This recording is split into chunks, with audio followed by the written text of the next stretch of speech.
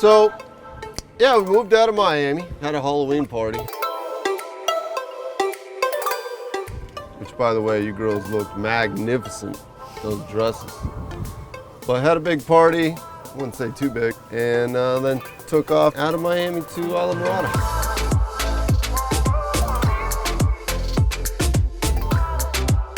Pulling up to the house on 141 Stromboli.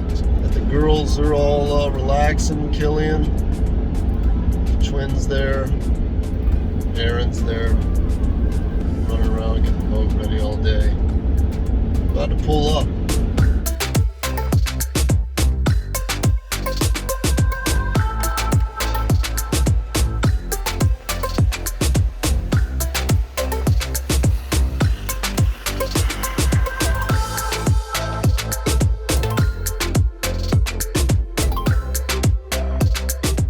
Travel with your computers and you don't prefer a laptop.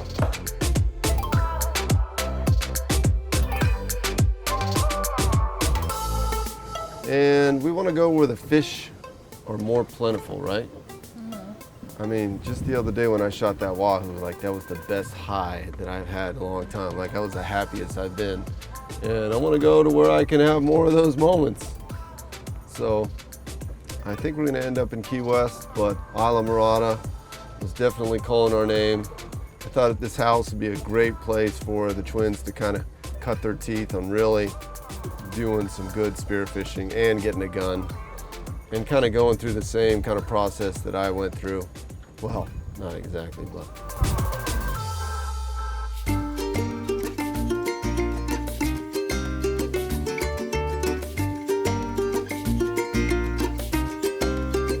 You know what kind of caught me about this house when I was looking online is it kind of has this Ernest Hemmingway feel to it. And I always kind of heard of Ernest Hemmingway, but I didn't really know. Like I knew he was like a fisherman or whatever, but I downloaded that book on tape as I was driving down to Florida to rent this house, just kind of curious about it. And I was listening to that story. Have you ever read that story, Old Man in the Sea? No. Apparently they used to make people read it in school or whatever, but I never read it. Short read. I was actually pretty pissed when it was over. It seemed like it was like over in like an hour. But it was a really cool story, and it was a story that I kind of related to, being a amateur fisherman and having a lot of losses, but every once in a while having a success. And it just kind of resonated with me. And when I got down to Florida and started fishing, I was just thinking about that story and just and then I was in that house and all the artwork with him all over the walls. And then thinking about my YouTube channel and what I'm doing and how I want to be different than everyone else and how he was kind of different than everyone else. It kind of like all feel like I was kind of connected to him in a way. Like even though I haven't really read a lot of his stories other than Old Man in the Sea, just kind of the essence of him. So I felt like I connected with Ernest Hemmingway.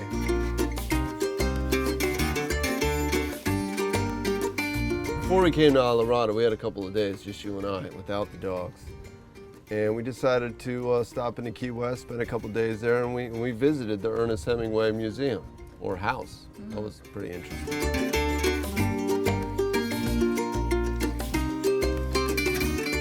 There were a lot of cats there. A lot of cats. A lot of five-toed cats. Just a genetic defect that they kept breeding, and I don't know, like all the cats there, like 75% of the cats have like an extra toe or something. Wait, like real cats? Or? Yeah, like cats. There's cats everywhere. Meant, like pictures of cats. Well, there's pictures of cats too, but there's like living cats, like sleeping in his bed. It was interesting. Yeah, we did a little tour of that. And then came here to the house, went out for our first day of fishing. I had my buddy Killian come down. Killian is a guy I've learned a lot about wahoo from, a lot. And he's the kind of guy, his mind is just always working, and he's always talking, and I'm always absorbing it, and like really, like I said, I've learned a lot. And I knew that you girls would learn a lot from him too. Did you learn a lot? I mean, yeah. I feel like you learned a lot.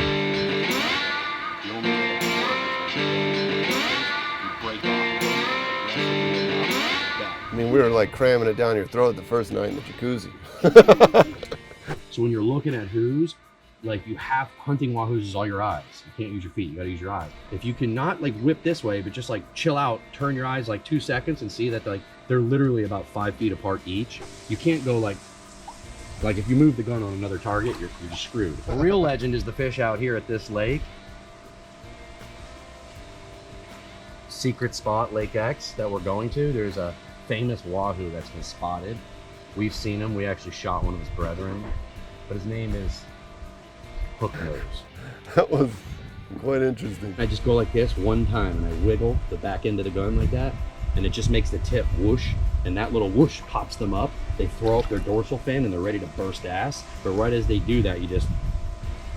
Like literally for a month straight, we're gonna be doing this special technique of hunting wahoo. So everything he's telling you is like a serious crash course in like how to hunt wahoo, and coming from an expert. I'm taking a few. But now Killian, he knows his shit, and he's dove out here numerous times, shot numerous fish, and we got to give him props for, you know, kind of helping us out with getting us straight, right, you know, what we needed to be doing for success. So the first thing we did when we got here was I wanted to go check these stone crab traps that I put out. So here's to our first day at Islamorada. Hopefully the traps are loaded with stone crabs. Yeah. Salute. We actually dropped those crab traps about 2 or 3 weeks ago when we were down here for John's birthday, actually in Islamorada. So I'm thinking they're going to be loaded. They've had some time. But you remember, I used to have plastic traps and would load up on crabs all the time. Bought these new wooden traps to be a little bit more eco-friendly. Dropped the crab traps right where, you know, we loaded up the year before, and not one single stone crab. I was like, what the hell? I didn't know I was wrong. So hopefully maybe they just needed to get little, you know, growth on them and whatnot.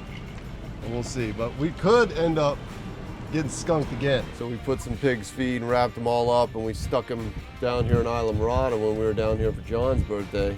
So they've been here for like 2 or 3 weeks. It's a beautiful neighborhood.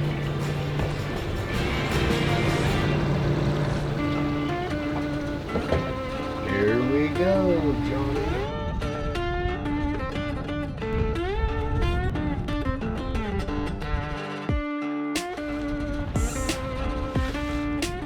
Look at that, dude. Nice little bottom. We're gonna start gunning. Yeah, it's cold, man. We got jackets on. We're all hunkered down.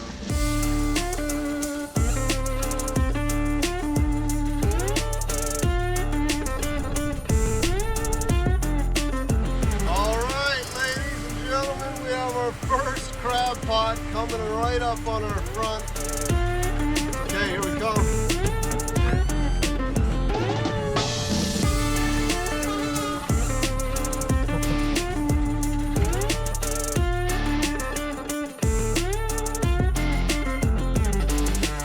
What, we get like 3 stone crabs? We got like jacked. Like 6. We got robbed. Is there anything in there? Can you see inside? Call the police. Seriously, we got jacked. The next one is right next to this pillar.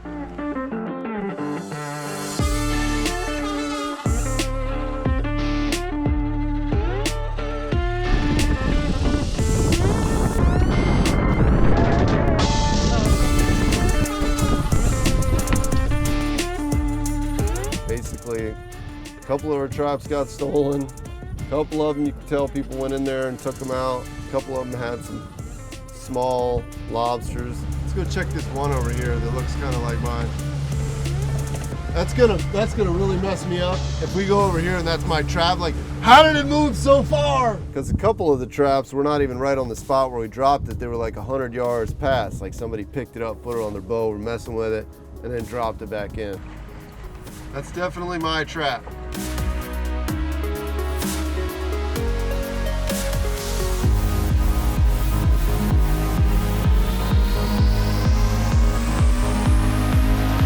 So it's good that we went out the next day and tore it up with a wahoo, put some food on the table, because it's kind of a bad start.